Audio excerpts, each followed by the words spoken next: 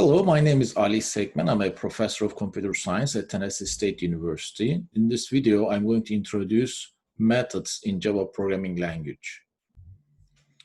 Okay, so this is for Comp 3110 Java programming class at Tennessee State University. I'm going to talk about methods. We briefly talked about them in the last video, but I'm going to give a formal introduction to methods in this lecture. So far, we use TextEdit on Mac operating system and Notepad on Windows. And then we use Terminal app on Mac operating system and Command Prompt app on Windows operating system for writing our programs. It was good because we could see all the errors that we do and so on. Then we switched to, now it's time for us to switch one of those two available tools for us. One is Visual Studio Code. That's a source code editor, and you can go ahead and install and download and install it. And also NetBeans, which is an integrated development environment. Again, you can go ahead and download and install it. But I already explained how to download, install, and run Visual Studio Code in one video, both for Mac operating system and Windows operating system. And also I did the same thing for NetBeans. And I did show how you can download, install, and run NetBeans on Mac as well as Windows operating systems. I suggest that you go and watch those videos. So when you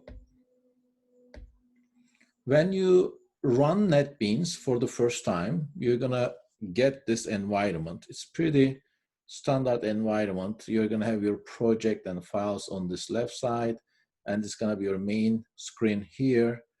And then all you need to do is you need to pick file and then new project. We are gonna create a project. There are different kind of projects in Java, but in this class, as I told you before, we are gonna focus on Java applications. So do not worry about other kind of applications. Pick Java with Maven and then Java application and click next. Once you do that, it's gonna bring you this screen. First, you have to give a name for your project. This is not the name for your test.java. It's not the file name, okay? This is the project name. Project is kind of container for your Java application. I named first project, pay attention, F is capital, P is capital because there are multiple words. And then please select a location. Default location may not be the ideal location for you. For example, here I picked desktop, comp 3110, and examples. This is the folder structure that I created. And under this, I have project name, first project. Depending on what version of NetBeans you install, there might be a little bit differences here, and that's perfectly okay. And then go ahead and click on finish. Once you do that, it's going to bring your project and all the dependency files here, and you're gonna write your code here. This is where you're gonna run, compile and run your code. Okay, so now we have a project and we are gonna attach a Java program, Java application to this project. In order to do that, I go back to file, pick new file. Once I do that, I'm gonna pick my project. By default, it will be first project anyway. And there are a bunch of things that you can do. For example, you can add Java class. However, I'm going to do Java main class. Why? Because I know that this will be a Java application. In other words, it will have a main method. So I'm gonna go ahead and pick Java main class so that it creates the main method automatically for me. Click next, and then give the class name. This time you can name it test.java. It's going to edit for you. This is your project, and then just say finish. Once you do that, bam, you have this screen. On the left-hand side, you have your folder structure. Don't get intimidated. You don't have to understand everything at this point. And then your test.java will be right here, and it's going to add a bunch of commands for you. At this point, you don't have to worry about them. You can just get rid of those commands and you're just ready. It created public class test and even created the main method for you. So all you need to do is go and fill inside. And once you do it, click on that arrow, green arrow, and it will run. I have a video on this, so you should watch that. So do not get intimidated with this IDE. It generates tons of files for you, but what you need is always that Java file that you have, test.java. Assume that you have a project, you created it, you compiled it, you ran, everything is fine. All you need to do is take that test.java file and ship it to your customer or to your instructor if it's a homework. Okay, and there's a special folder structure that NetBeans creates. It's difficult to explain everything little by little, but you're gonna get experienced as you write more programs using NetBeans. But do you really need NetBeans in this class? I don't think so. I think Visual Studio Code should be sufficient for you for this class. So once you write your program, right here, for example, system.out.println hello TSU students, you need to go and click on that green arrow right there. Once you do that, it's going to ask if you want to set test as the main class, main application, say yes. And then it's going to compile. If there are errors, it's going to list them here. If not, it's going to run here, hello TSU students, okay? Now let's go back to Java, okay?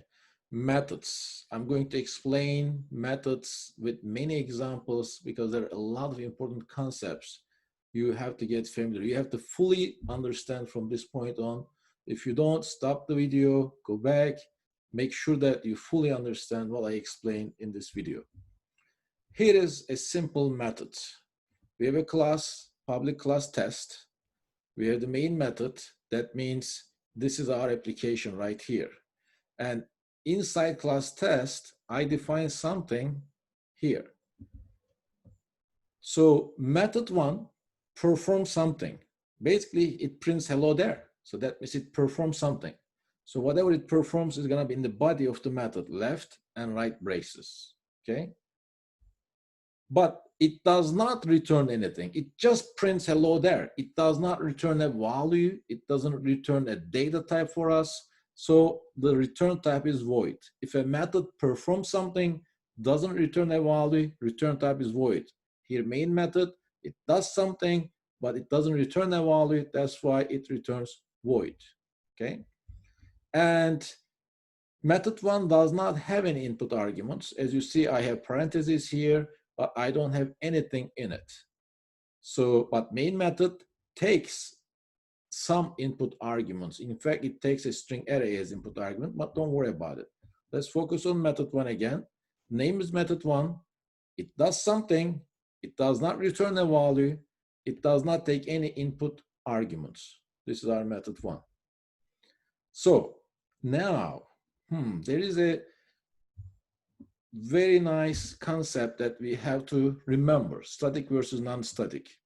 So here I have method one, I have main, right? Main is static, but method one is non-static. You see, I don't have static keyword right here. I have public static here, that means main is a static method, but I have public and directly the return type, that means method one is non-static. So my question to you is, can I call a non-static method from a static method? Main is static, method one is not. Can I directly call method one from the main method? We had this conversation before in the previous video, but I'm going to tell you that no, you cannot. The reason for that, main method is the entry point for your program, for your Java application. So after you compile and you run it, for example, here, if I go ahead and compile Java C test.java, and then when I run it with Java test, Java is going to go and make a call to the main method right here without any object of test class created. It will automatically call the main method. Can I call static methods? Yes. In order to call static methods, I don't need to have any object. I don't need an object of test class to call the main method. However, method one is not the same. Method one is what? A non-static method. In other words, in order to call to method 1, I need an object of test class. So if I'm able to call method 1 within main, then that's a contradiction, because in order to call the main method, I don't need any object. But within the main method, assume I call the main method without any object. Then I go inside the main method and I make a call to a static, non-static method, which requires an object. So that's a contradiction. So I will not be able to do this. This is an error. How do I fix it? Well, there are different ways. First of all, I can define my method static right here. Then that's it. I mean, I solved the issue. I can directly call method 1 from the main. Main is static, method 1 is static. But there are some cases that you want your method to be non-static for many reasons that you may have. So you cannot just always have static methods. So in that case, the trick is easy. So what you do here is, first, since method 1 is non-static and method 1 is a method of test class, that means you must first have an object of test class. And in order to create an object, you use new keyword, if you remember. Okay, so this way, I create an object of test class and I call it obj. Now I am able to call method 1 via this object. Okay, so this is interesting. First, I create an object of myself within the main method, and then I make a call to method 1. Honestly, this is the way that I prefer. I don't want to push my method to be static unless there's a reason for it to be static. Okay. So you can make main static, method 1 static, then no problem. But if you want method 1 to be non-static, main is static, you have to first create an object of yourself or object of the class test, and then you can make a call via that object. Okay, let's check this one. What does this method do? Now I have a method called method 2. This is the name of the method. And method 2 does something. You see, it's going to print something for me. But is it going to return any value? Is it going to return an int? Is it going to return a double? Is it going to return a string? Is it going to return something else? No. Therefore, I put what? Void here. And I define my method static for the reason that I explained. In order to be able to call from the main method, which is static, I define this to be static. And public is the access identifier. That means method 2 will be accessible from other classes, whether in the same package or not. The other classes will be able to access to method 2 of the test class, And name is an input argument whose type is string. Okay. So let's see, let's assume that I use NetBeans, I compile and I run it. What happens is that it's going to go and make a call to main method. It's going to go inside the main method. And main method is going to direct the program to the method 2.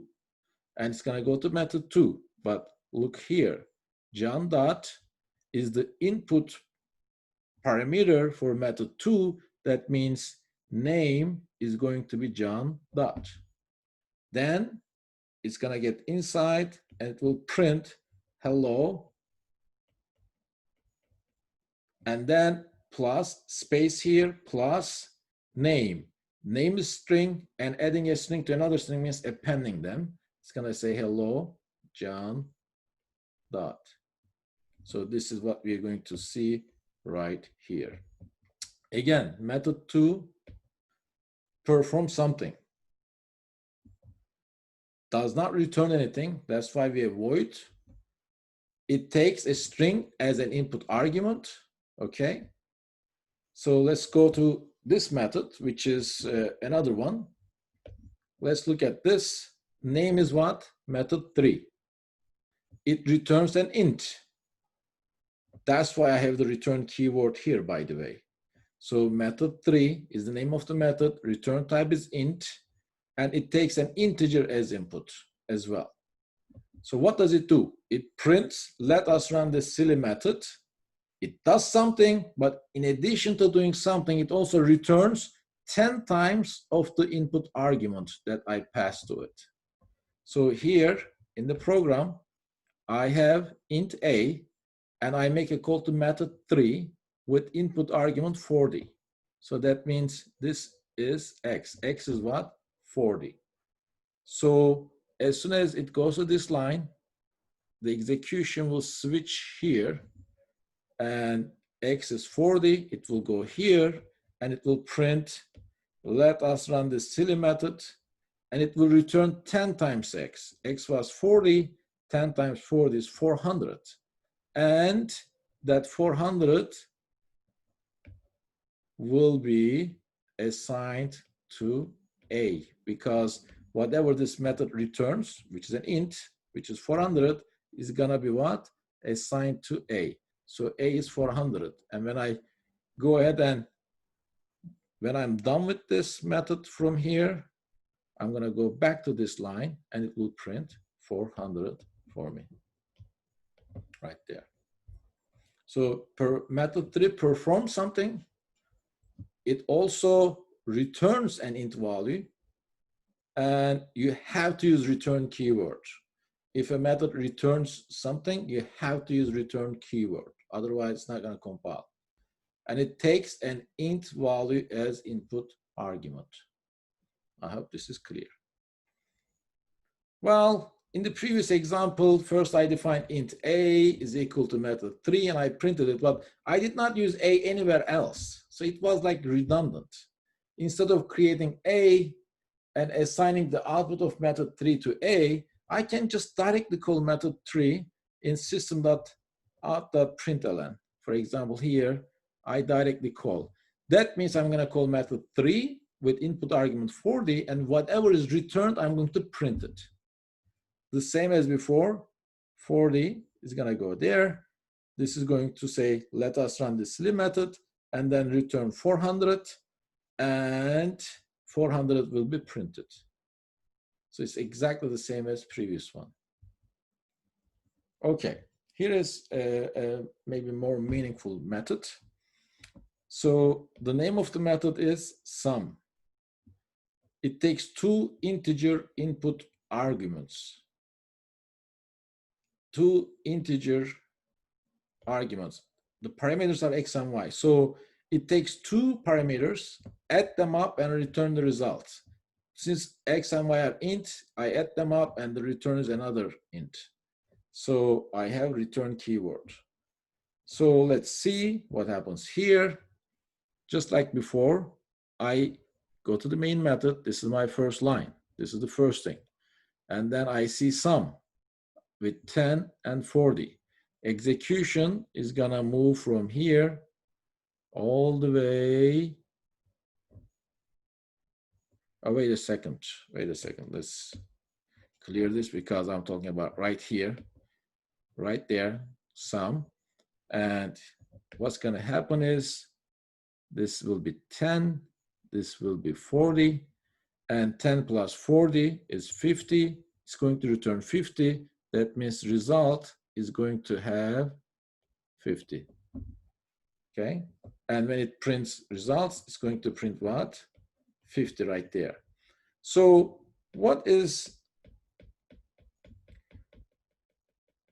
the difference between the bottom one and this one? Look here, again, first I define result. Whatever this method returns, I put it as result, and then I print result. I don't use result anywhere else, so this was kind of redundant. I could directly call this method within println so that I call it, and whatever it returns is printed directly. Okay. Return keyword is very strong. As soon as return keyword is executed, the method is exited. It exits. Java will ignore everything after return. So anything after return will be meaningless, in fact. So let's look at this. Okay.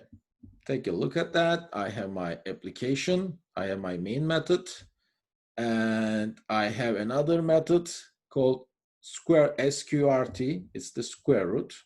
So the name of the method is sqrt. It returns double, it takes a double as input, okay? And whatever the input value is, if it is bigger than 0, it will return mat.square root. Okay, here, what is mat? Mat is a class located in java.lang package. It is the same package as string is located. It is the same package as system is located. Therefore, since it is a default package, you can directly use mat. And what is sqrt here? This is a method of mat class. What kind of method? This is a static method of mat class. How do I know it's static?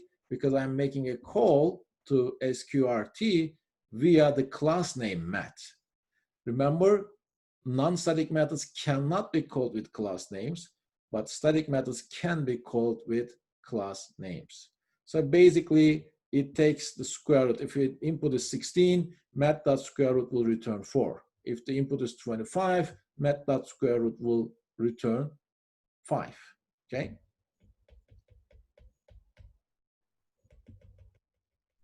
All right. Okay, let's not worry about this. So,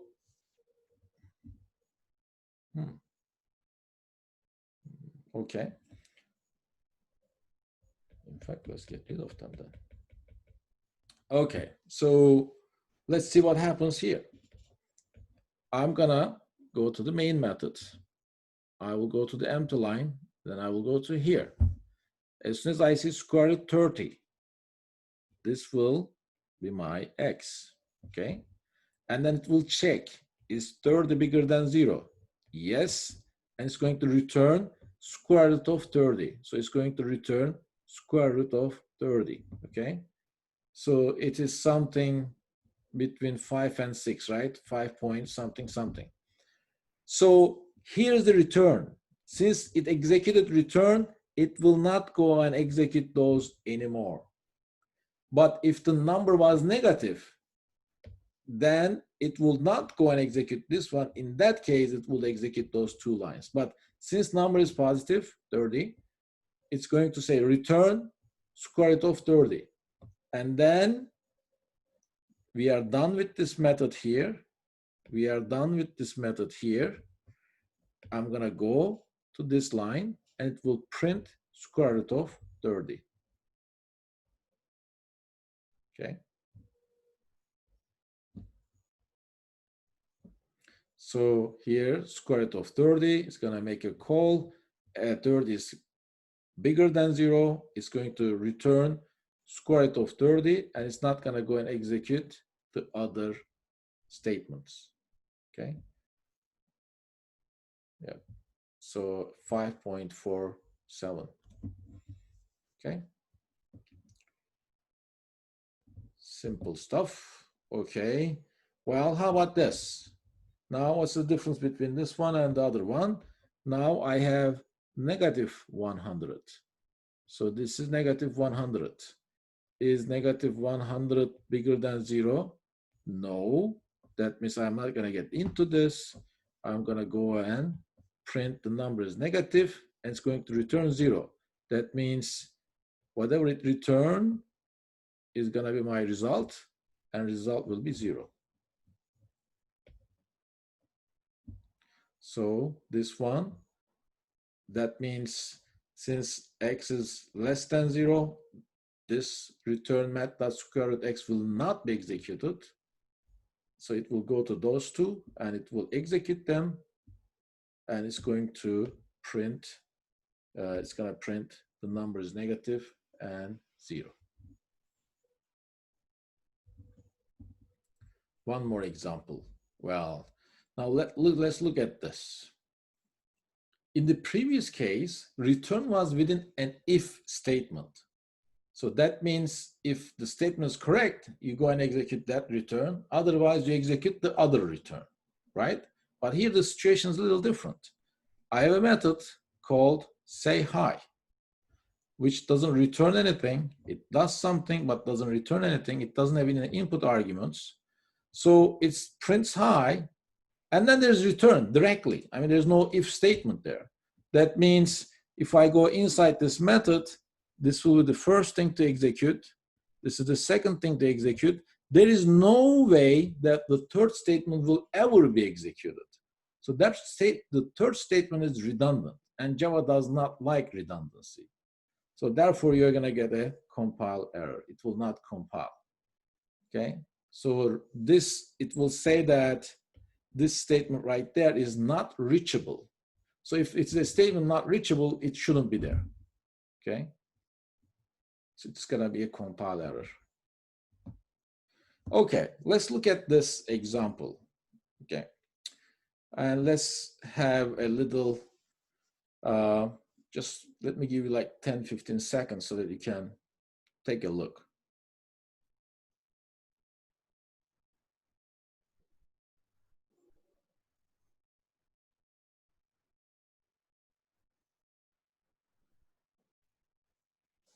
Okay, let's identify the classes here. First one is scanner class. Scanner class is located under java.util package. JOptionPane is another class located in javax.swing package. Scanner class is used to read from terminal or command prompt, and JOptionPane is used to read or display, is used to read with input dialog box or show a message dialog. Okay. So here, what do? I create an object of scanner class. So let me put here, scan is an object of scanner class. Objects, I show them with circles, right? So that's an object. And then I have this, enter first name. Well, okay, on the prompt or terminal, it will say enter first name. Let's say I put John. That's the first name. Okay. What is next line? Next line is a method of scanner class. How do I know that's a method of scanner class?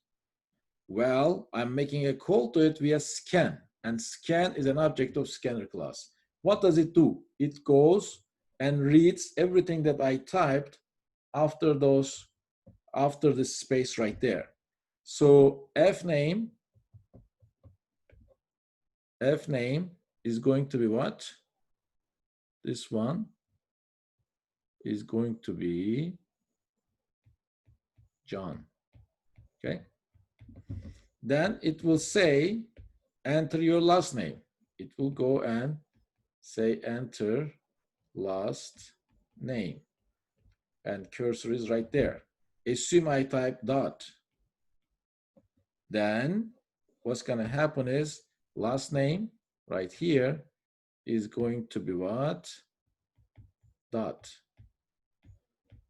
Pay attention. This was a circle. These are circles too. Why? Because string is a class. So these are reference variables, just like scan. Okay. And this is dot. Then what happens here? JOptionPane, show message dialog. What is show message dialog? That's a method of JOptionPane class. What kind of method? That's a static method. How do I know? Because I'm calling with the class name. The first argument is null. Second one is hello. Okay, so it is hello. It's going to show hello plus whatever is returned with full name method after I call full name method. And full name is a method which takes two strings as inputs and it returns a string as output. Here, the inputs that this string is going to take fname and lname. So here, this is first and this is last. What was fname? It was John. What was lname? Dot. That means this guy here is John. And this guy here is what? Dot. So what does it do? It takes first name, puts a space between them, and concatenates the last name. So this is going to return John and space dot. Okay, that means full name method is going to return John dot. Whatever it returns is going to come here, which is John space dot. And this plus sign simply appends John dot to hello. So on the screen, I'm going to see a message box and it will say hello John dot. Here you go. Okay, I hope this is clear. Method overloading. This is a very important concept, so you must fully understand this concept. In a class, you can have multiple methods with the same name as long as they have different signatures. I repeat, in a class, you can have multiple methods with the same name as long as they have different signatures. So what's a signature? Signature of a method is its name plus input argument types. Sorry, I meant this. Method name and input argument types. Order is important. Return type is not part of signature. Let's see some examples. So I have a method, method 1, which takes an integer as input and it returns an int.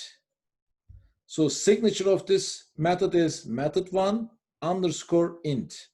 This int is because of this, not because of that. I have another method called method 1. The signature of this is method 1 underscore double. By the way, this is my own notation. I mean, you will not see underscore in books and things like that. So I'm making this notation up. So method 1 underscore double. Void has nothing to do with it. And then I have another method called method 1. It has two integers as input arguments, but an integer as return. So method 1 underscore int is the signature. The other one has signature method 1 and int double. Okay. And then I have another one, method 1 string int double. Method 1 underscore string underscore int underscore double. This has nothing to do with the signature. The last one is method 1 int string double. You see the order is important. These two I have different signatures. String int double is different than int string double. So method overloading tells me that I can have all those methods in a single class because they have different signatures. So they are called overloaded methods. Overloaded methods. This is crucial. You must be very familiar with this. In a single class, you can have multiple methods with the same name. They all have method 1, method 1. As long as they have different signatures, just like here, they can be defined in a single class. This is called method overloading. Okay, how about this example? Let's see. So this is method 1. What is the signature? Method 1 underscore int. This has nothing to do with this signature. This one, method 1 underscore int. Well, they have exactly the same signature, right? How about this one? Method 1 int. Method 1 int. This is integer. This is method 1 int. Even though this returns an int, this returns a string. As you see, this returns 0, which is an int. This returns hello, which is a string. Doesn't matter. They have the same signature. Okay. How about this one? Method 1, which has string int double. Method 1 underscore string underscore int underscore double. And it returns nothing. This one is method 1 underscore string underscore int underscore double. So there is an issue here because first, you cannot have these two methods together. You can get only one of them. You cannot have both. Again, you can have only one of those. You need to pick one of them, and you can have only one of those. So this is not proper overloading. So you cannot define them in a single class. Okay, you can define this one, or this one. That's perfectly okay. but you cannot have any of those two or those two or those two. Here is one example. It's very handy, actually, it's very useful. Let's look at this. I have a class called calculator. Okay, don't worry about this part yet, calculator, which has a method called sum, right? What is the signature of this sum method? Sum underscore int underscore int. So signature of this guy is sum underscore int underscore int. What is the signature of this guy? Sum underscore int underscore int and underscore int. And how about this one? What is the signature? Sum double double. And the last one is sum underscore int underscore double. Well, as you see, I have 4 methods with the same name, but they have different signatures. Did I check the return type at all? No. I only check the name and input arguments and with the ordering. So since they have different signatures, this is perfectly okay. I can have all those 4 methods here. The first method takes 2 integers as input and returns sum of them. This takes 3 integers as input, returns sum of them. This takes 1 double, another double, returns the sum, and the last one takes an int and double. So let's see what's happening here. Okay, so with this line, look, first, this is my application right here. The name of my file is test.java, okay? So this is my class file. And in a single Java file, I can have multiple classes, right? For example, one is test, the other one is calculator, but only one of them can be public, and the name of the class must match the name of the file. So here, I create a calculator object right there. So let's see, I have my calculator point somewhere in the memory. I created it. Okay, here's the question for you. What do I do here? I make a call to default constructor of the calculator class. Well, this is my calculator, but I don't see a constructor.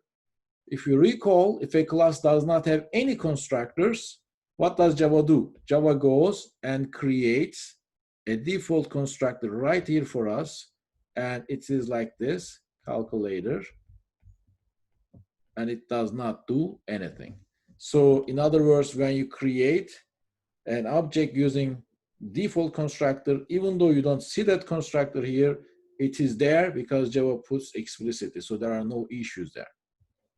Then I make a call to sum method of what class? Calculator class. How do I know that's a calculator class? Because I make a call via my cal. My cal is type of calculator. So now let's look at this. This is int. This is int. Well, Java is going to say, okay, let me find the sum method, which takes 2 ints as input. Do I have such a method? Obviously, I do. So which method is it going to call? It's going to call the first sum. So x will be 3, y will be 4. 3 plus 4 is what? 7. Then total will hold. This will hold 7. Then it will go to the next one. Well, okay. As you see, this is int, this is int, this is int. So I have 3 ints. Do I have such a method? Yes, right there, right there, right there. So that means x is 4, y is 67, and the other one is 76. So this will be something like this. This is 4, 67, 76. What is it? 71, 145, right? 71, 147. Okay, so total will be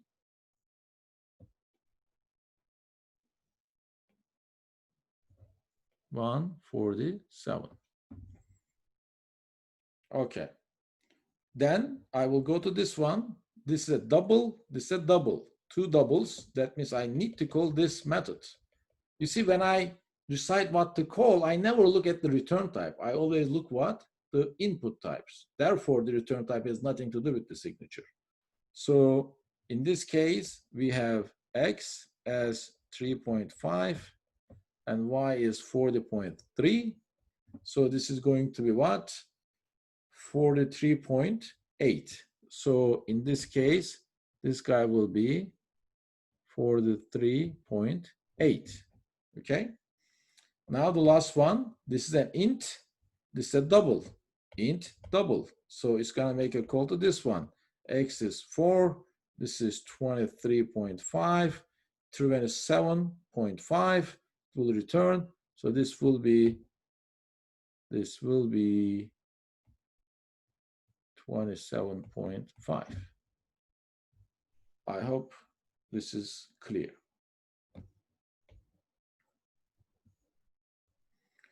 So here, calculator is a class that has 4 overloaded methods, some, because each one has different signatures. Okay, so is this all right? Let's check it. What's wrong with this? Can I have those 2 methods in a single class? One is square. One is square. It takes an integer as input and it finds the square of it. The other one, and it returns integer. The other one is square that takes an integer as input, takes the square, but at this time it returns as double. Doesn't matter. What is the signature of this guy? Signature here is square underscore int, and signature here is also square underscore int. Since they have 2 methods with the same signatures, yeah, there's a little bit delay. That means I cannot have this. How about this one? Well, this time it is correct because the signature of the first one is square underscore int, and this one is square underscore double. So that means they have different signatures. In this case, I should be fine, and they will compile. Okay.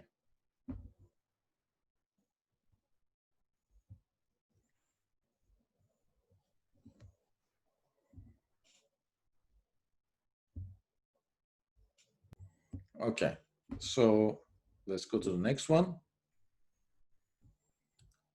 Methods with variable argument list. This is a concept that we're going to discuss more when we have arrays, but I'm going to introduce them anyway because they are methods, but you will not fully understand until we discuss arrays.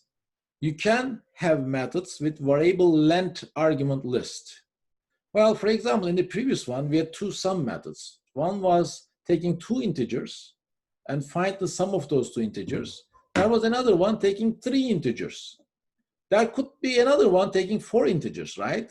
I mean, depending on the number of input arguments, I just add all them up. But sometimes it is convenient to leave them as variable instead of 2, 3, 4. How about I don't know it at this point, but the user may pick the number of integers by himself or herself. So that's variable length input arguments. Well, let's check this example. Here, method 1, see I have int dot dot dot x. If I have 3 dots, that means method 1 will take a number of integers as input. I don't know how many integers yet. When I call it in the program, I will know it at that time. Method 2, and it doesn't return anything, by the way. Method 2 will take 1 int and then a number of doubles. How many doubles? I don't know it yet. When I call it, I will know it. It might be 2, 3, 4, I don't know.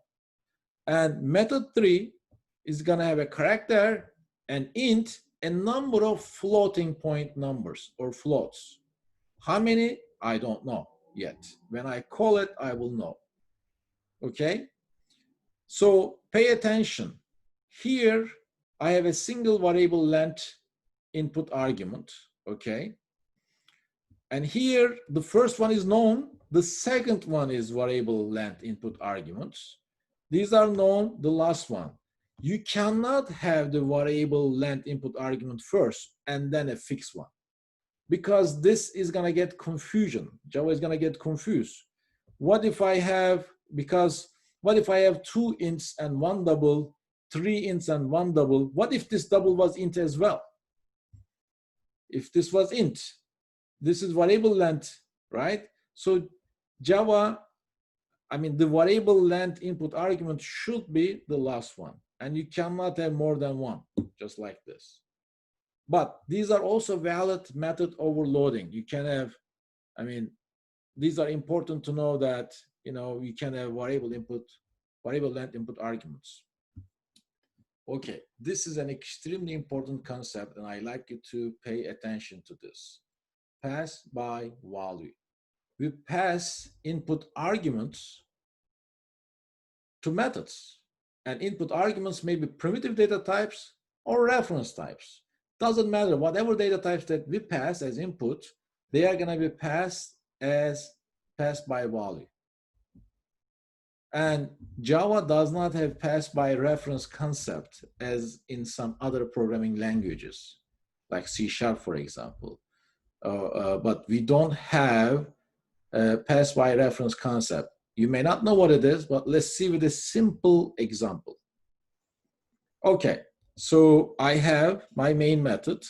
I have a method called method, which takes an integer as input. Whatever the input that I send, it changes the value to 200. So what's happening? Now I am in line 1. I'm right there. So A is 100. A is 100. Then I'm going to print A before calling method A. A before calling method A is 100. Okay? So that's going to print 100 right there. Then I'm going to make a call to method. And I'm passing A as input to method. So A and X are the same. There's a trick here. Java does not use the original A. Java creates a copy of A and Java calls that X. Okay, so I had A originally. Java doesn't mess up with the original A. Java creates a copy of A and call it X. Then I'm going to go to this line and X will be changed to what? 200. Then I'm done with method with this right brace. As soon as I'm done with that method, this X will be deleted from the memory. The copy will be deleted. So my original A did not change, okay? And then when I go to this line right here, it will say A after calling method is A. A is still 100. So pass by value means you create a copy of the input argument. So A was my input argument, and I'm creating a copy of it and I'm calling it X. And I am making modification to X here. Okay, so this is when a primitive value is as an input. Here, A is a primitive data value because int is a primitive data type. So A holds int value of 100, X holds a copy of 100. And whenever we are done with the method, that copy is gone from the memory. Okay, this is a little tricky, but still very, very easy. So what I have a class student, and I have an ID 100, okay? So I go to the first line. What do? And I go to the first line, I create an object, I call it OBJ, whose type is student. And since student has a data member ID, which is initialized to 100, OBJ points somewhere in the memory in which we have 100. But look, OBJ is a reference type, reference value. Reference value means it holds the address of the memory space. So when I say OBJ points to this memory space, I meant OBJ holds a memory address that points to that memory, or it holds the address of the memory space in which we have a student object created. I repeat, with this one obj is nothing but a memory address. And that address points to an object for which we allocated memory space. Since it has only one data member, ID will be what? 100. Then I will go to this line. It will say ID before calling method obj.id. Go to the memory space where obj points to, get ID, and concatenate it to this string. So it will say ID before calling method is 100. Okay. Then I'm going to pass, and then I have a method here, method. This time it takes a student object as input. It does not take a primitive data type. It's not int, it's not double. It takes an object as input. And then when I come to, okay, this printed 100.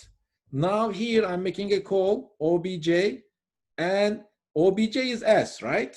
In other words, Java is going to create a copy of obj, but obj was the memory address. So Java is going to create a copy of obj. In other words, s is going to be equal to the same memory address.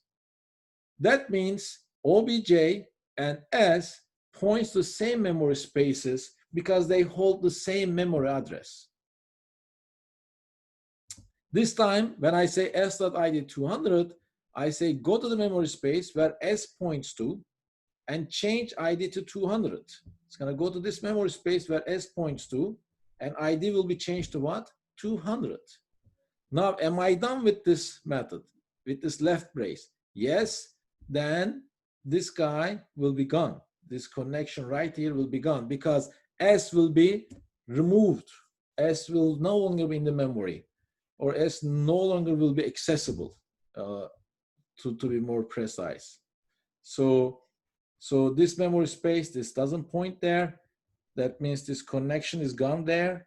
But then when I go back to this line, A, after calling method obj.id, go to the memory space where obj points to and get the ID. This time it will be what?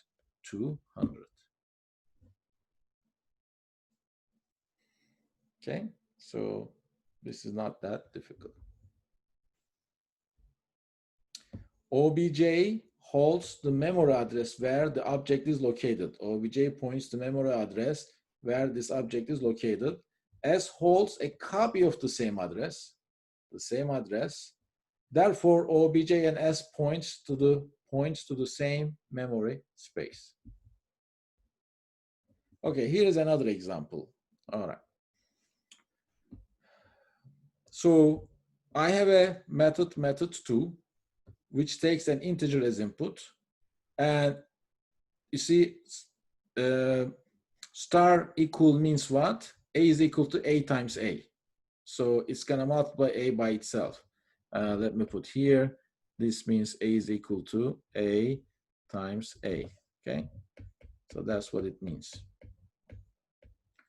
All right, and then I have method 3, but method 3 doesn't take a primitive data type. It takes an object, or a reference, in fact, to be more precise, a reference of car class. So, and car is a dummy class which only has a data member called tire, whose type is int, initialized to 100. So I'm gonna go here. Look, main method is static, right? But method 2 and method 3 are not static. So in order to call non-static methods, first I create an object of what? Myself. So I create an object of myself. Let's go ahead and put it there. A test, I created an object right there. And then I have this, A is 70. So I'm gonna go and put A as 70. Okay, and then I'm gonna create an object of what class? Car class. Which constructor am I using? Default constructor. Do I have a default constructor here? Not explicitly. Is Java gonna create one for me? Yes. Why? Because I don't have any constructor. In that case, Java creates a default constructor for me. Therefore, I'm going to have a an object called a car, which will point to a memory space. And the only data member is tire, so it will have tire is equal to 100. Okay, right there. Then I'm going to print A. If I print A, in this case, this line is going to print what? A is 70. It's going to print 70. And when I print a car.tire, go to the memory space where a car points to and print the value of tire. Tire is what? 100. Okay. Then I'm going to make a call to method 2 via a test. Again, method 2 is non-static, main is static. Therefore, I created an object of test class. Now I'm calling it. Now I'm calling it. Very good. This A, okay, is gonna be an input. Well, I call both of them A, doesn't matter. So when you pass an input argument to a method, Java is gonna go and what? Create a copy of A, and it's gonna be called A again in this case. So this A is original A, and input to method 2 is A. Java is gonna create a copy of this A, and it's gonna be called A again. So I have two A's in the memory. And then here, it's gonna multiply A by itself. So A will become 70 times 70, 4900. But which A? Of course, the copy, this one, 4900. Okay. Then, am I done with this method too? Yes. And as soon as I am done, this guy right here will be gone, not accessible anymore. Okay. So original A is still 70. I modified A, but I modified the copy of A, not the original A. Then I make a call to method 3. Again, method 3 is non-static. A car obj. So in this case, now I have something, okay? I have something called obj. OBJ and a car. OBJ is a copy of a car. What does that mean? A car holds a memory address, and OBJ will hold the same memory address. In other words, OBJ is going to point the same memory address as this guy. And here, when I say obj.tire is 50, it's going to say go to the memory space where OBJ points to and change tire to 50. I'm going to go to the memory space where OBJ points to, and I'm going to change this one to 50. Now, am I done with method 3? Yes. In that case, this connection will be gone, okay? Because OBJ is no longer accessible because we are done with method 3, okay? But a car still points this memory space. Now, I'm going to go to this line right here and print A. Well, A is still 70. It's going to print 70. And when I say a car.tire, this time it's going to print 50 because that tire has been changed. So this is what we are going to see when we run this program. It is very important that you understand completely if you pass a primitive data type as input, or if you pass an object or reference type, reference value as input, doesn't matter, you create copy, but there's a trick because reference type holds the memory address. When you create the copy, you create the copy of the same memory address. That means they also point, both of them point to the same memory location. Duration of identifiers. Duration of an identifier is how long the identifier exists in memory, okay? But scope is where the identifier can be referenced in a program. So we're going to discuss scope and duration today. And all the local variables must be initialized. Otherwise, you get a compile error. Instance variables are automatically initialized to their default values. If you remember, we had a concept, non-static variables are called instance variables, and static variables are called class variables, if you recall from previous video. Okay, so instance variables are gonna be initialized to their default values, but local variables must be explicitly initialized, otherwise you'll be in trouble. And I'll tell you what I mean by this. Static variables exist until the program terminates. Once the class is loaded, all the static variables will be created. Until the program exits, and until you terminate the program, static variables will exist. If you create a static variable, it will exist until you terminate the program. Here is a simple example. Let's see what is a problem here. I have main method. I have method which is static. I can call it. Look, these two are local variables. Why are they local? They are local to the method. The scope of those variables, int and x and y, is only within the method, between those left and right braces. No one can access to x and y outside those left and right braces. So therefore, they are local variables. And x is initialized right here. You see that? Y is not initialized. But the error is not here. Here, I make a call to x. I say x is equal to x. This is fine. But here I say y is equal to y. This is an error because I am trying to refer to y. I'm trying to print a value, but y does not have any value because it has not been automatically initialized. It has not been initialized by the user or programmer, and Java does not initialize it for me. So this will be a compile error. Okay, local variables must be explicitly initialized like this, or you cannot refer to them in your program. Y has not been initialized, therefore there is no value for y and it cannot print it. Here is another example. So this is my main method, left and right braces. Anything that all the variables that I define in the main method are local to the main method. So A and B are local. A is initialized, B is not initialized. But the compile error is not in this line. You may not initialize it, there's no problem, but when you try to refer to it, then there's a problem. Here I try to refer to A, sure, A is 10, but now I try to print B, then I will get a compile error right there. Similarly, okay, look here. These are local variables. And A is also local because it is inside what? The main method.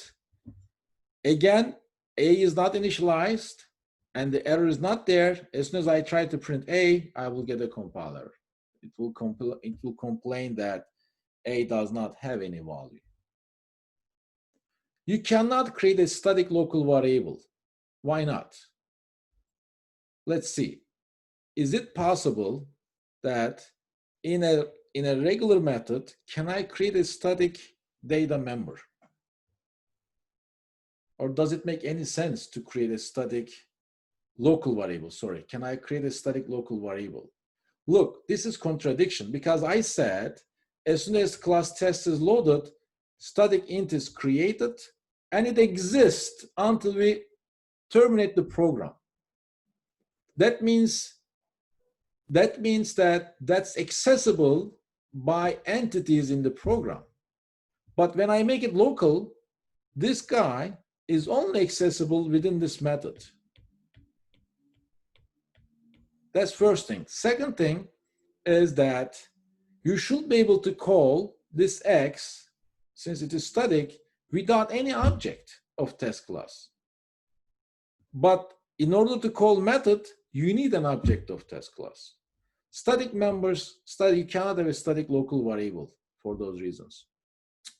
Can I have access identifiers for local variables? Does it make any sense to have access identifiers? It makes no sense. Because whether I make it private, public, whatever, since they are local, their scope is just within this method. No one else can access outside that method because they are local to that method. So it makes no sense to make them private, public, protected. So local variables cannot have access identifiers. What's the point of making it private? It's not accessible anyway. I mean, what's the point of making it public? It is not accessible outside method. Therefore, it makes no sense at all. Okay, primitive data types, whether instance variables or local variables, whether static or non-static, they are always initialized to their default values. And if they are primitive, they are default values. If they are references, they are initialized to null. Let's see with an example. I know it makes no sense without an example. So look, this is an instance variable. This is not local. It is not defined in the main method. It's not defined in another method. So this is not local. Okay, why is it instance variable? This is non-static, and non-local. Since it is non-static, we call it instance variable. And instance variables are initialized for you. They are unlike local variables. And z is going to be initialized to its default value, which is 0 for me. Okay? And then here, main is static, method is non-static. Therefore, I first create an object of test class, and I make a call to method via that object. What does it do? It comes here, and there's a local x. X is 10. It is going to print x, which is 10. It's going to print z, which is 0. And when I'm done with this method, okay, this guy will be gone. So it's going to print 10 and 0. There are no issues here.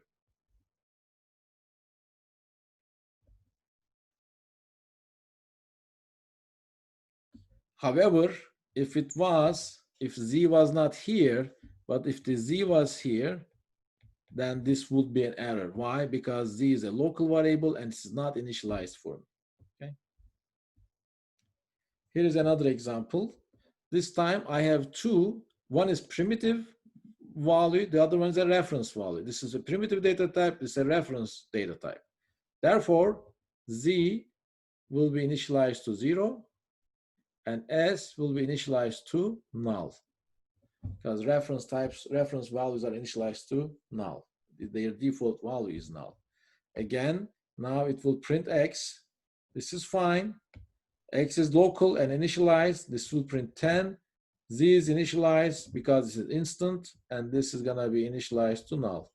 Of course, this is supposed to be S here. I made a mistake there. Okay.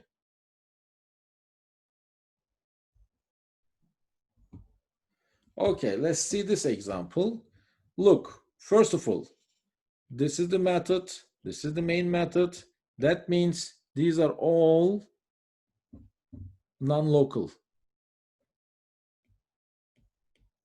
Non-local. And look, these 5 of them are non-static, right? That means they are instance variables. And these 2 are static. Therefore, they are class variables. Okay. And what is the default value for int? It's going to be initialized to 0. This will be initialized to 0.0. This will be initialized to 0.0, actually 0.0f. Boolean default value is false. It will be initialized to false. S will be initialized to null. This will be initialized to 0. This will be initialized to null. So when you create an object of test class and make a call to method, again, this is static, this is non-static. It's going to print 0, 0.0, 0.0, false, null, 0, null. Okay, so this is the scope rules. This is an important example. We have a class test. I have the main method. I have a method, method1. I have another method, method1. I define an I here, and I have a local I here. I don't have a local I here. And then I have a local I here, okay? So this one is non-local. This one is not local. This is local. This is local, okay? So keep in mind. So as soon as the class is loaded, I'm gonna get a cub, I'm going to create I, and I will be 0. I don't need any object of test class for that. Why? I mean, static is immediately what? Created for me. Then I'm gonna get into the main method. This is the first line. Let's go here. This is the first line. Then I'm going to have another I, which is 20. So right now in the memory, I have an I, which is 0. I have another I, which is 20.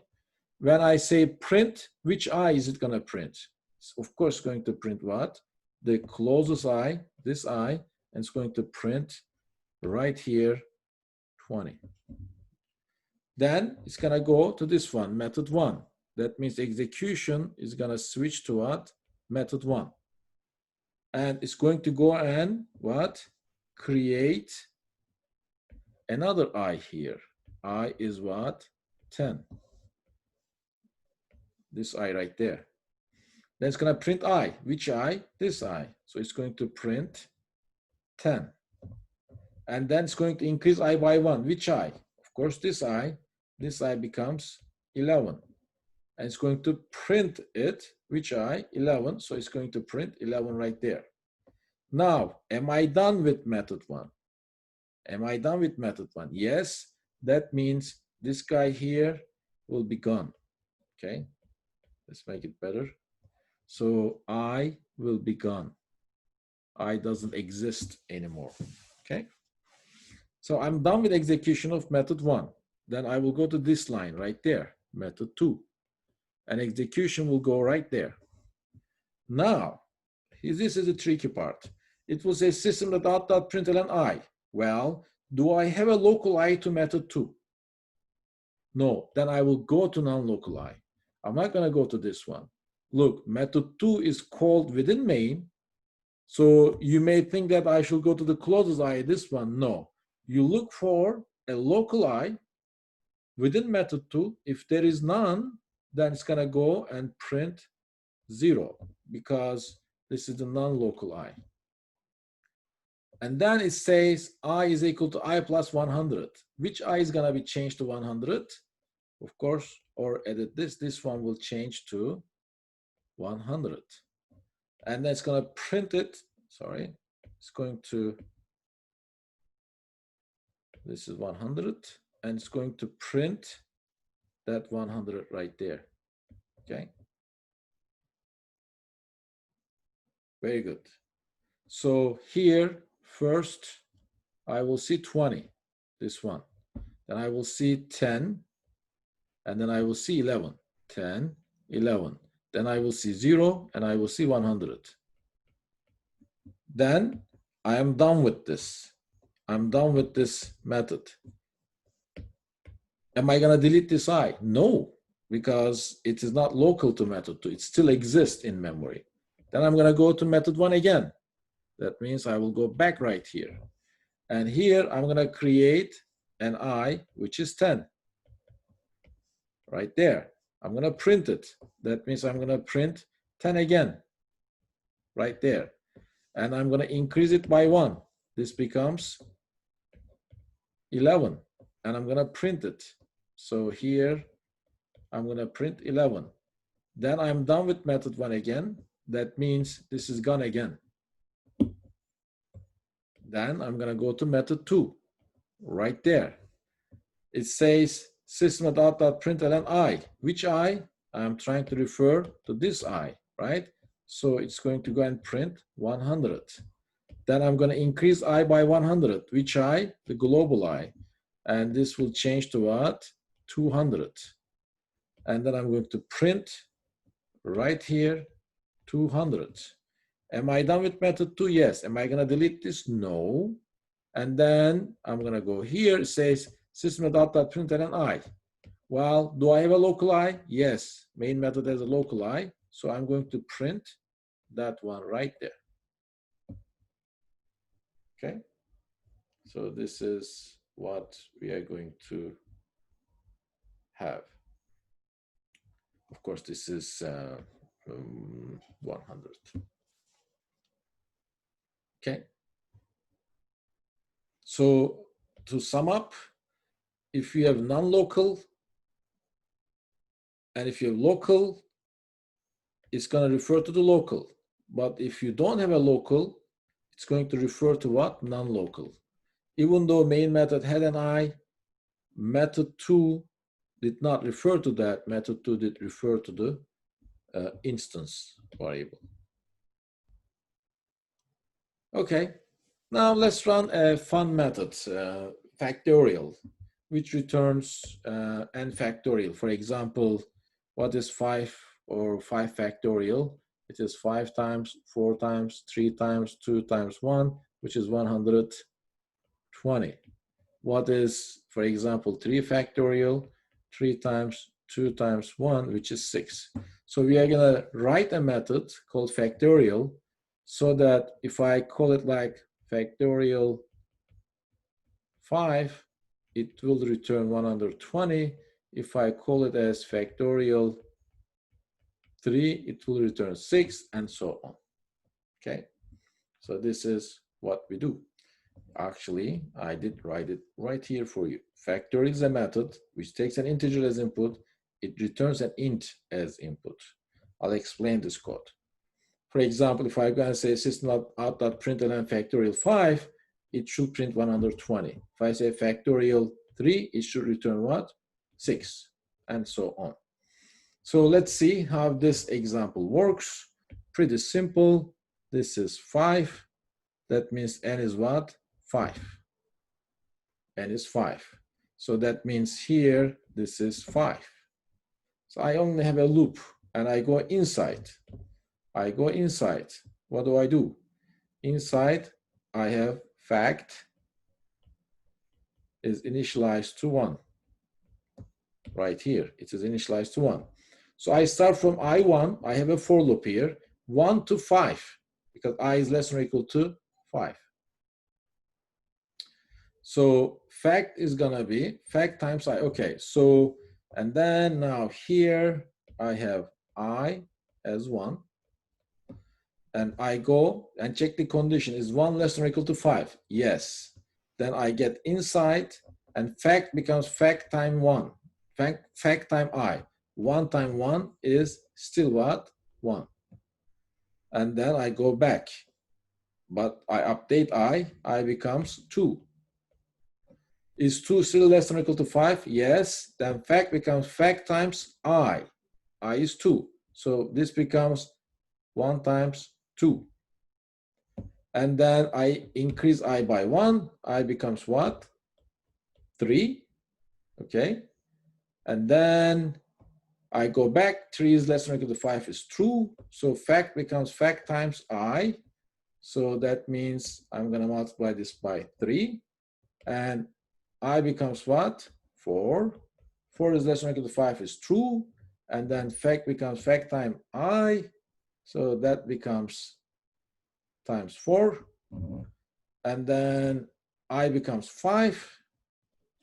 So this is 5. 5 less than or equal to 5 is still true. This becomes fact times I. So this becomes times 5. And then I becomes 6. And since this condition is not satisfied anymore, I am done. I will return fact. What is the fact? 1 times 2 times 3 times 4 times 5. And this happens to be what? 120. So it's going to print 120. So you need to get familiar how to write a method quickly. I mean, this is a very useful method that you may need in many places. Later, we see that we can also do this with recursion. And in order to do this with recursion, actually, it is pretty easy. Maybe I should write it here, and I should ask you to do it by yourself as a homework, maybe. How about that? Okay, let's see if I can clean a little bit.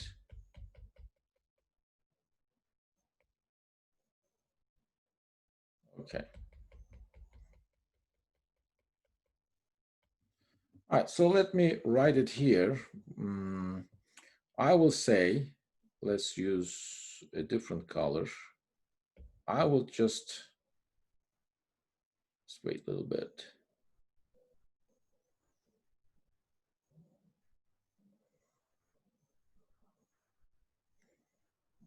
Okay. So it's going to be something like that. Int factorial int n. I think it should be if n equal 1, return 1, else return n times factorial n minus 1. I guess this should work. So just go ahead and check it and then try to understand this as a homework for you. Okay, so I made up this example too. What's a sonar? Sonar is a sensor. Almost all robots, mobile robots, have a sonar sensor. It's an acoustical sensor. Robots typically use sonars to detect obstacles. It pinches an acoustical signal, and it goes and hits the object, and it comes back. So if you can find the time of flight of the sound wave, and if you know the time of flight, and then because we know the speed of sound, we can easily calculate the distances to the objects. So that's very commonly used sensor. So I have a class, I called it minimum sonar. Class has a method called min, which takes 4 double inputs, okay? And it's extremely easy. For example, if I go and do this, let's say that min 5, 6, 3, 8, 5. Okay, so what you do here is you find the minimum of those. It's going to return 3. How? It's easy. We have temp. Temp is initially 6. Whatever A is 6 at this point. And it goes and compares if B is less than temp, 3 is less than 6, and temp becomes 3. And then if C is less than temp, if 8 is less than 3, temp becomes C, but it's not the case. And if D is less than 3, if 5 less than 3, it's not the case. So it's going to return temp, which is 3. So it simply finds the minimum of 4 numbers. And then I have another method, ask and show. What does it do? It has a scanner object. It asks the user to enter 4 sonar values with spaces, and it reads each one of them. If there are 4 sonar sensors, I read each reading, or I ask the user to enter each reading, and I read them with next double, and then I find the minimum of them, and I say the closest object is minimum inches away. So it's pretty simple.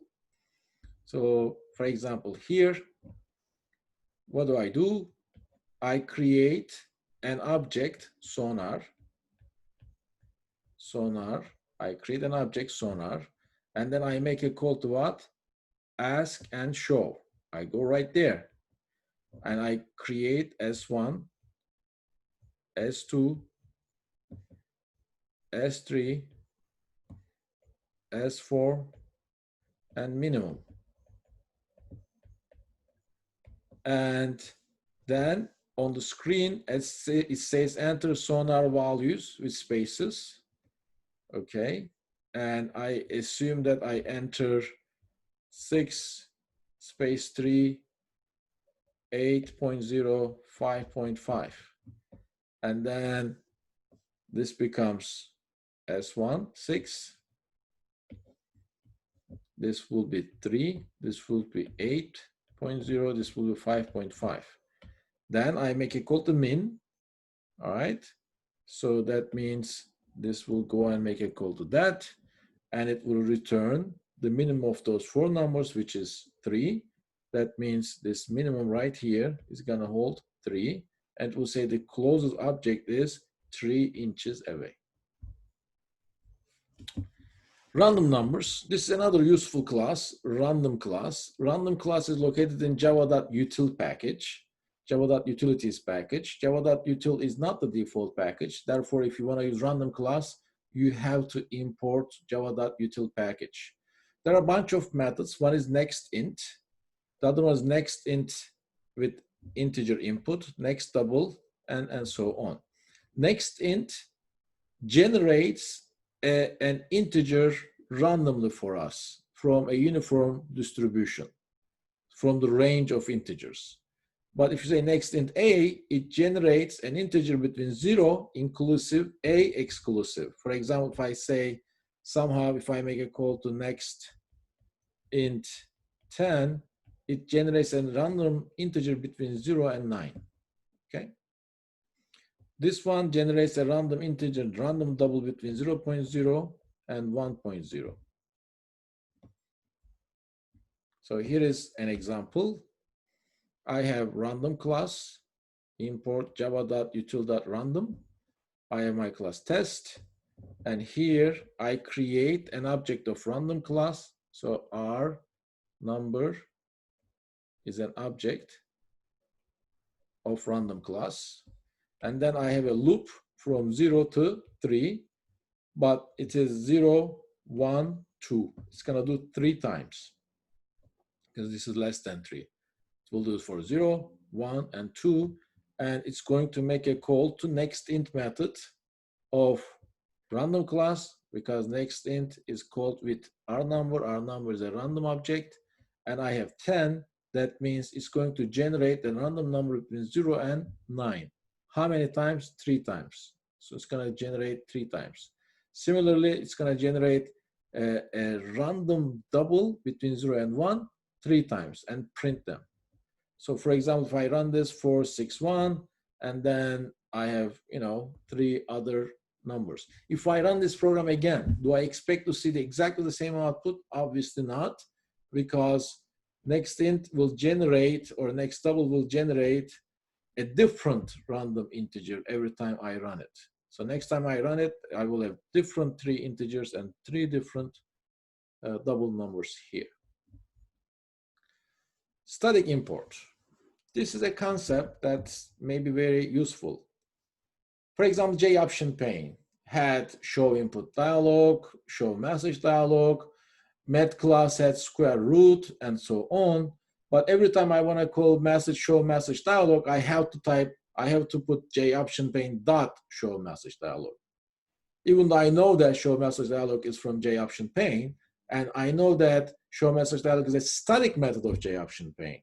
So now the question is there a way to tell Java that JOption pane has a lot of methods, a lot of static methods, and when I refer to those static methods, I should not have to write JOption pane all the time. Okay, so this is an example right there. For example, I say import static java.length.mat.star. Pay attention, these two are different. If I say import java.length.mat, this means I'm importing mat class from java.length package. But this doesn't mean that. This means I'm importing all the static methods of the mat class located in java.length package. So the two are different. Here, I'm importing the class itself. For example, import javax.swing.joption pane. I import it so that I can use joption pane.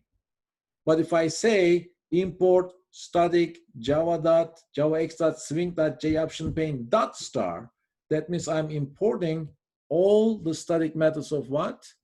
All the static methods of joption pane. Okay, so here, and now if I have square root sqrt, Java is going to say, okay, I have a class test, and I'm trying to make a call to a method called square root sqrt. Do I have a method called sqrt? No. Then does the math class have a method called sqrt? And if it does, is it static? That's the case. So it's going to make a call to square root method of math class. Okay. So these two are equivalent here. math.sqrt5. All right, here is another example. That's what I was trying to say.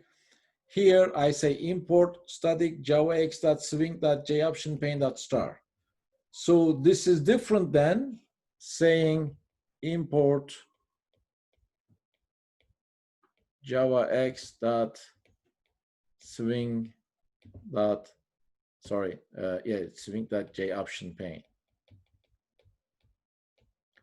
If I did say this, I'm just telling Java that joptionPane is a class located in javax.swing package. If I use that class, you should know the location of it. But here it is different. This says that joptionPane is a class located in javax.swing package. If you need it, you need to know the location. But additionally, I want to make sure that I import all the static methods of this class. That means from this point on, if I say show input dialog, Java is going to first look inside test class. Does test class have a method called show input dialog? No. Then it's going to go and look joptionPane class. Does joptionPane have a method called show input dialog? And is that static? Yes. It's going to make a call to that one. Again, show message dialog. Do I have show message dialog in the test class? No. Then I'm going to go and look. Does joptionPane has a method called show message dialog? Yes. Is it static method? Yes. Then I can directly call it. Okay. How about a question for you? How can I call exit directly without system? All you need to do is what? You need to go here and, oops, let's see if I can go back. Here you go. Okay, now I'm gonna go and put here import java.language, right? .system.star. That means system is a class located in java.lang package. Of course, import static. And now I want to import all the static methods. In that case, I don't need this one anymore. I can just say exit. Okay. Okay. Now let's look at this example. I have class test. Class test is located in what package? edu.tnstate.certification package. You don't need to fully understand that because I'm going to explain packages in another video soon. But this means test is placed in a package called edu.tnstate.certification. And this guy has a static data member pi. Final means you cannot change the value of pi. That's constant.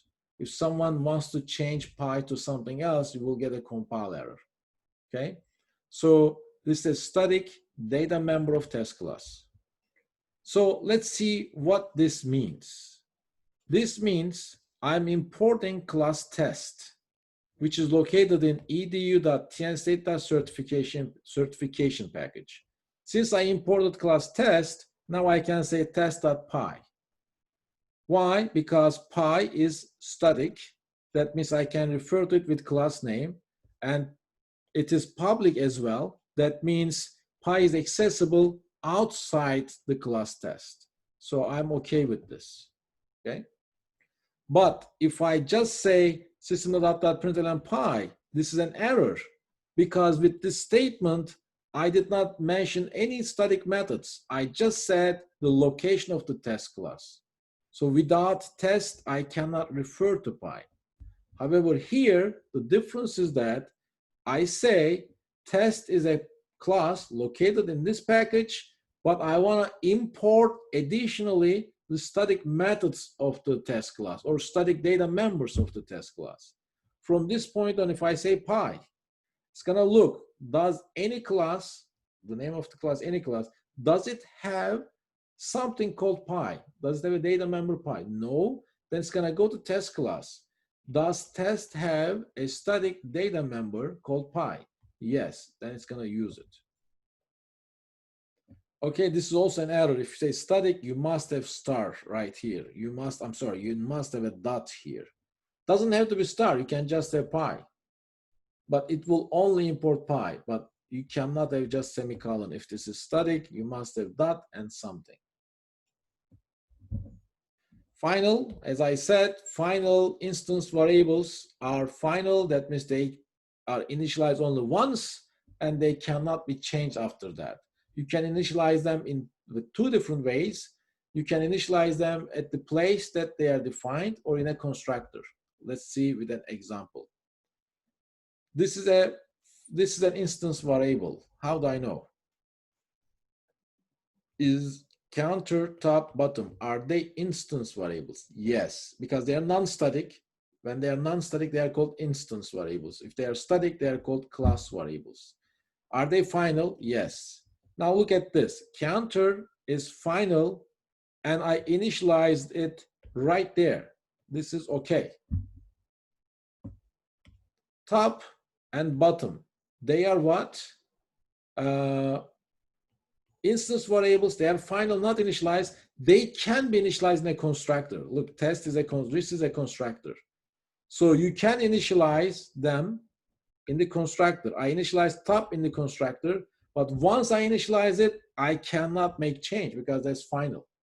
So that's an error. Similarly, I already initialized counter right there. I cannot make a change here. So this is also an error. Okay.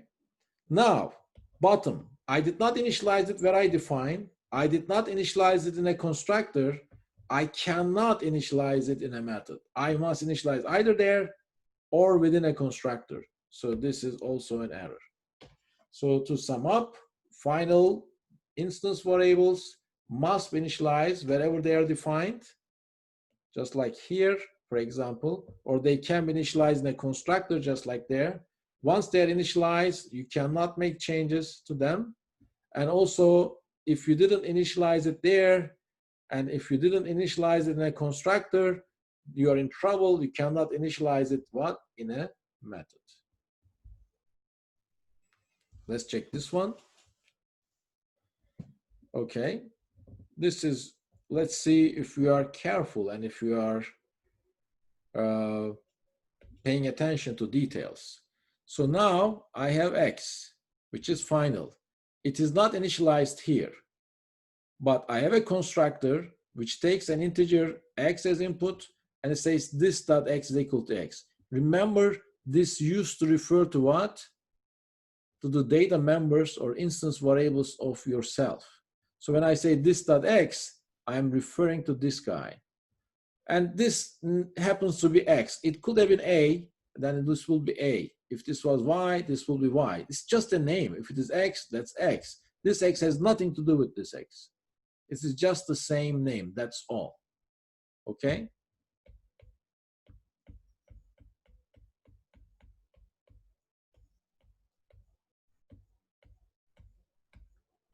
So when you say this dot X here, you are initializing this X right there within a constructor and you're fine. How about here? You already initialize your X here. Now, when you say this dot X is equal to X, you are initializing, you are assigning a value to it. And it has been already initialized here. You cannot change it anymore. It has already been initialized. So this, you are trying to change this X to this X, and you cannot do it. Okay. Okay. How about this? This is X. This is perfectly okay. This is a constructor. You are initializing it there. How about here? After I initialize it with the constructor, I am trying to assign A to X. That means I'm trying to change X. And I cannot change it because that's final. I can only initialize it there, but I cannot change it. Well, I hope this is clear. I mean, this is a lot of things, but the crucial points, how you define a method, what's the signature of a method, what does an overloaded method mean to you, and pass by value, pass by reference. Pass by reference concept does not exist in Java, but if you are passing a primitive data type, how is it different than a reference data type? If you pass a primitive value versus reference value, how are they different? Final and things like that. You should fully understand everything that is discussed in this class, in this video. And I hope you understood it, and I hope you have fun. I think in the next video, we are going to talk about like more advanced concepts, talk about packages, and we're going to start talking about inheritance, which is extremely important for any object-oriented programming language. Then we're going to talk about polymorphism. In order to talk about polymorphism, first we are going to talk about abstract classes. We'll talk about interfaces, and then we are going to talk about inner classes. You may not see inner classes in a typical Java class. Nested classes, which is going to lead us to exception handling. And then we're going to talk about multi-threaded programming and collections and so on. All fun stuff. I hope you enjoyed this video, and I'm going to see you in the next